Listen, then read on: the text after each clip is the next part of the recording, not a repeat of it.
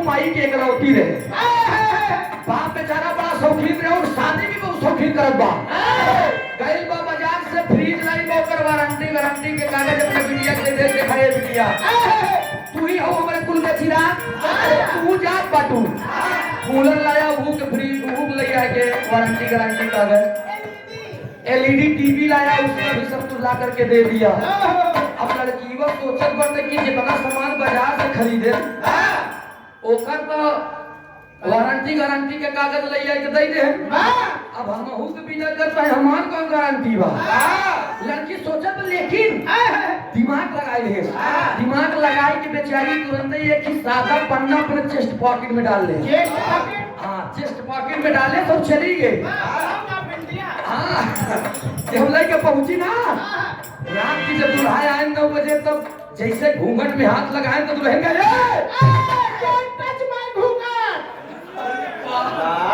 अरे वाह अंग्रेजी घूंघटों को अंग्रेजी तरी जान लिया।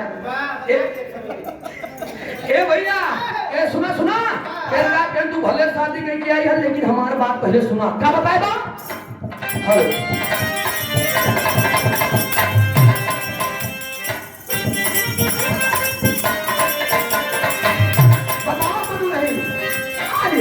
शादी करके नहीं करे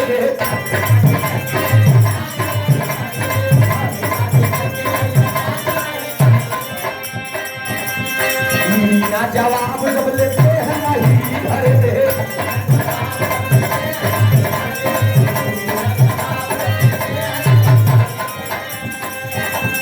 भले शादी करके नहीं करे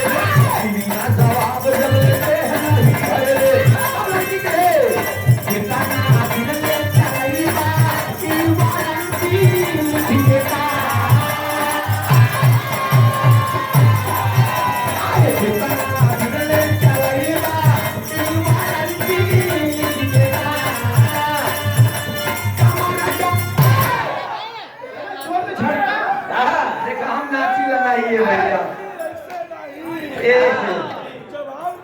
गुड्डू भैया अच्छा ठीक बा वीडियो का करवा दे वीडियो बता दे तरी उनका 2 मिनट समझिए ना हम सब दे दे गौरिया शायद जैसे में देखा नाचिला वो है रवीना जी हेलो हम नाचिला ऐसा बात नहीं बा लेकिन मंच पे अजीब लागेला हमको। कक्षा 1 से लेकर कक्षा 10 तक सही भगत सिंह शिक्षा निकेतन में हमारा वीडियो आज भी रखा गया। हम डांस करते थे बेतुका करते थे लेकिन आज अगर ये पब्लिक के मूड में जाएगा तो डांसों का जवाब हम दे दिया। अरे वाह जिया इलाहाबाद के लौटा से कहे का अरे कितना बिगड़े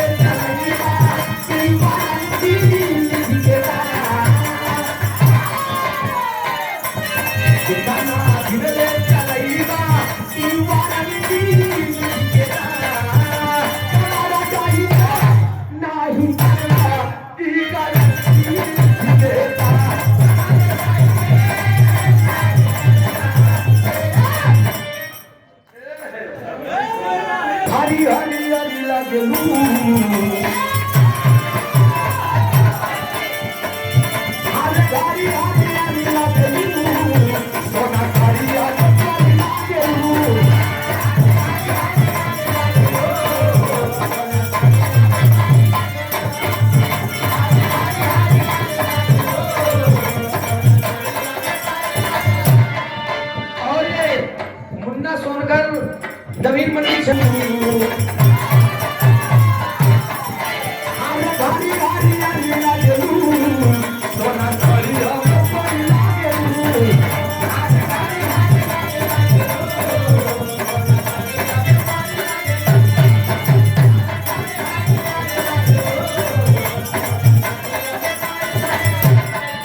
तेरा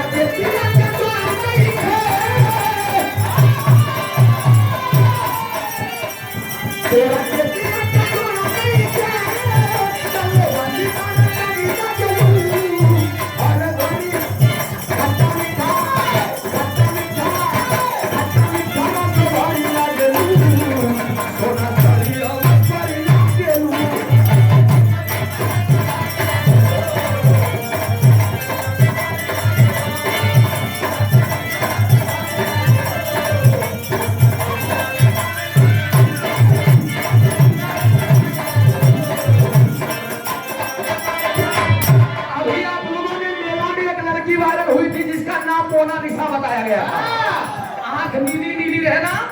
तो मेरे बारे में गीत हम लिख लिया देखा जी गीत के रिकॉर्डिंग भई बा हमार गाना और शिल्पी राज जी के मुखार बिंदु से उजल लाने वाला है शूटिंग के समय नहीं भैया भैया तबीयत खराब है तो गाना हम ले आया है क्या ये दिन पे आई वाली बाबा भेट आई वाली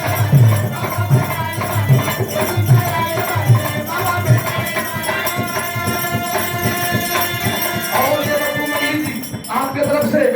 100 रुपया का पुरस्कार बहुत बहुत नमस्ते व प्रणाम और ये दुलारे सोनकर जी सुंदर पंखुड़ियों से गुफा हुआ पुष्पों का हार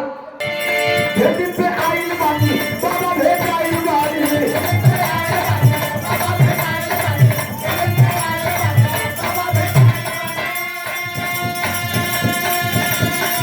हरी ना तुम परेशानी तबिया के जीना मानी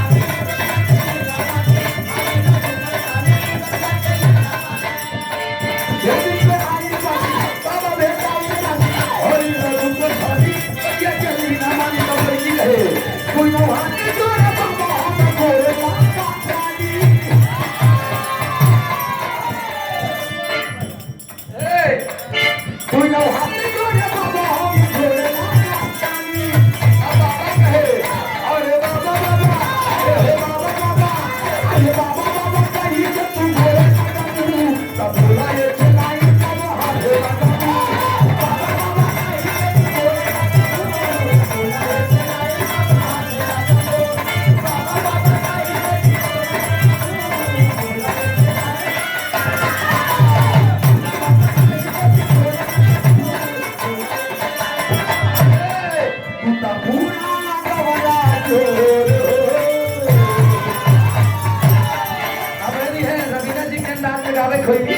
लगा कैसे ले आए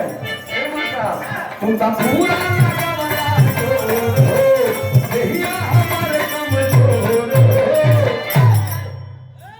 का जवाब पत्थर डांस पे डांस और भैया अच्छा तो का यूट्यूबर नहीं दिखाता यूट्यूबर का आधार है अब मतलब ए सुना हम उसने बता दे ना कहे का कहे मार साहब वीडियो ए भैया नाचे गाँव में तोरे तान दुनिया रखा है वही के मान चलो करंगुआ करम कहीं जेका देव चलिए की नाचना भी खड़ा है ए भैया ये आए हैं घूंघट काट के अपने सासू जी का गोड़ छुए मान ला हम सासू जी हमारा गोड़ छुओ भाई ए ऐसे गोड़े नहीं ई पहले वाली रही एकरे बाद जब समय बीता ना